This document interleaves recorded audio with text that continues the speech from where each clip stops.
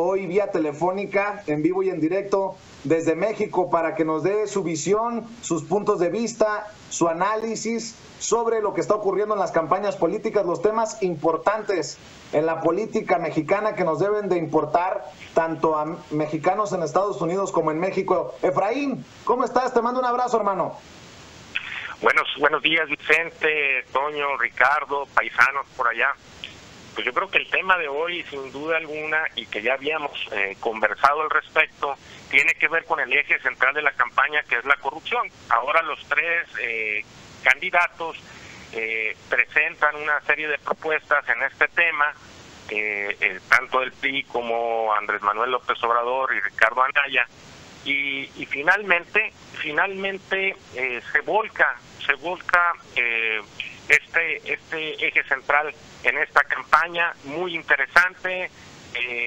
Difícil para el candidato del PRI hablar sobre el combate a la corrupción, difícil para Ricardo Anaya hablar sobre el combate a la corrupción cuando ahorita está siendo señalado por un caso de presunto acto de corrupción.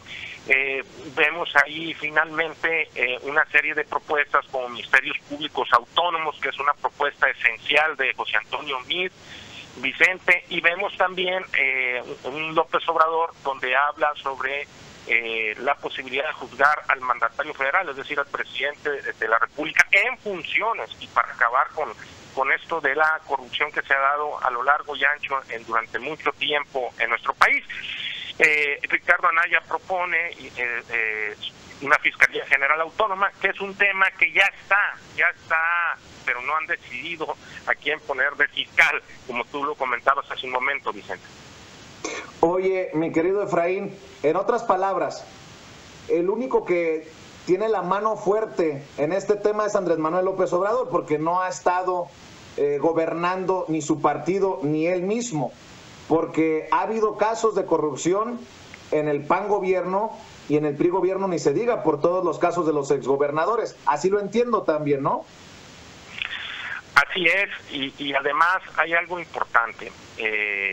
Andrés Manuel hasta este momento ha sido desde un principio quien ha presentado la propuesta de corrupción desde aspirante con aquellos 50 puntos y posteriormente cuando presenta aquel decálogo. En su primer punto habla sobre el combate a la corrupción. Pues sus asesores han sido muy acertados en el tema de estrategia política, de estrategia de comunicación política, de propuesta, de la propuesta central en esta campaña tan peculiar, tan particular que estamos viviendo en México, Vicente. En estas intercampañas, así se le conoce a este periodo, ¿has visto, además de esto, un tema importante que salga más allá de las acusaciones y la tiradera de lodo entre los candidatos Meade y Anaya? Porque pareciera que también, de alguna manera, Andrés Manuel ha desaparecido de esto porque pues ni tiene vela en el entierro. Creo que Andrés Manuel ha sido muy inteligente en seguir con lo suyo y no meterse en camisa de 11 varas, salvo que tú veas algo diferente. Creo que la estrategia que ha implementado Andrés Manuel López Obrador es la correcta. Por ahí leía el otro día, creo que el día de ayer,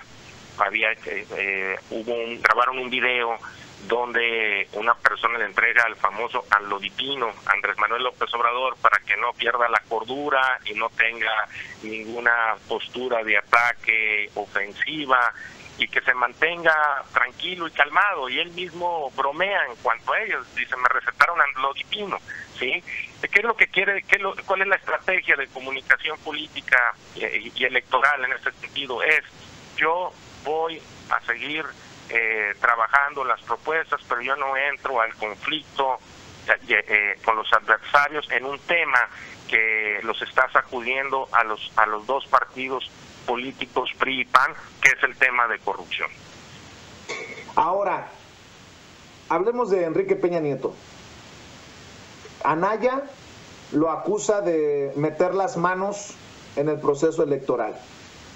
El presidente dice que no, lo niega, Andrés Manuel López Obrador en su momento ya había dicho que había pactado Peña Nieto la guerra sucia. ¿A quién beneficia o a quién perjudica el factor Enrique Peña Nieto? Porque muchos pensarían que el hecho de que Enrique Peña Nieto esté metiendo las manos en el proceso beneficiaría a MIT. Yo lo veo al revés, que entre más esté Peña Nieto presente en el proceso electoral, le va a afectar al candidato del PRI. ¿Cómo ves tú, Efraín? En mi experiencia como consultor y estratega político, quiero comentarte lo siguiente. Cuando hay un presidente de la República que tiene una desaprobación tan alta, el intervenir en un proceso electoral a favor del candidato de su partido no ayuda en lo más mínimo, sino lo perjudica enormemente. Cuando es al contrario, cuando un presidente de la República está bien posicionado, con una aceptación considerable con la ciudadanía, con el electorado, el escenario es completamente contrario. Le pudiera beneficiar en su momento el candidato de su partido. En este caso, pues en conclusión, es que la intervención de Enrique Peña Nieto puede afectar enormemente a José Antonio Meade, porque uno de las losas que trae José Antonio Meade precisamente tiene que ver la desaprobación de la administración actual del presidente Enrique Peña Nieto. ¿Qué nos toca de aquí en adelante? Porque también en los próximos meses se vienen los debates. Para cerrar, ¿qué te parece si nos das tu opinión de qué tan importantes serán los debates?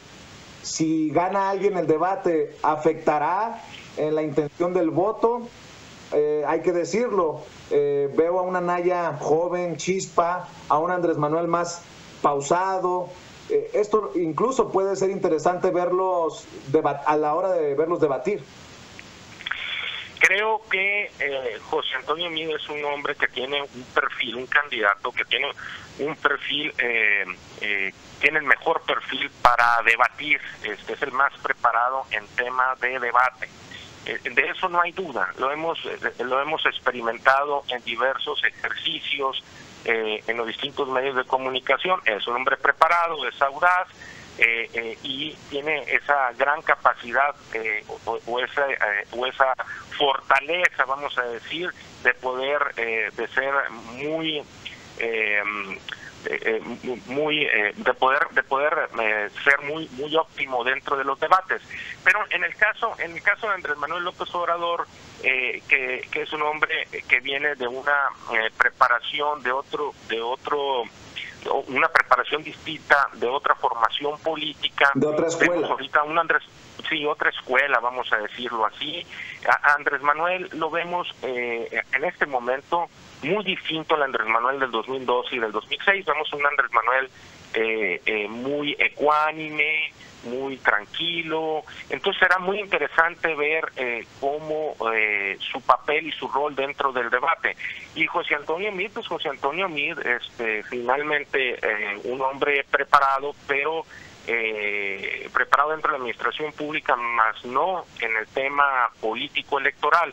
Entonces será muy interesante ver el rol y el papel que asume cada uno de estos candidatos dentro de un debate.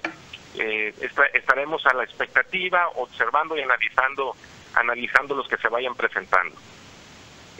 ¿Pronosticas que el tema corrupción seguirá permeando en las intercampañas rumbo al 1 de julio o ya las campañas en sí? Seguirán durante toda la campaña. Para mí va a ser, desde mi punto de vista como consultor de estratega político, va a ser el eje central de la campaña. No hay duda de ello. Los tres principales candidatos a la presidencia van a centrar sus baterías en ello. Para uno de ellos será más difícil que otros, pero finalmente ese es el tema. Es histórico que los tres candidatos a los presidentes de la República hagan una propuesta de combate a la corrupción para llevar a enjuiciar en su momento al mandatario en turno. Es una propuesta de Andrés Manuel.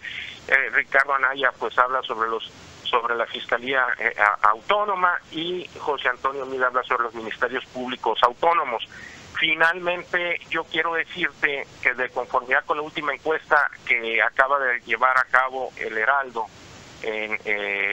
hace días, Andrés Manuel sigue creciendo, los indecisos bajan, Andrés Manuel crece, trae un posicionamiento de 30%, contra según esta encuesta, un 25% de José Antonio Meade y un 23% de Anaya.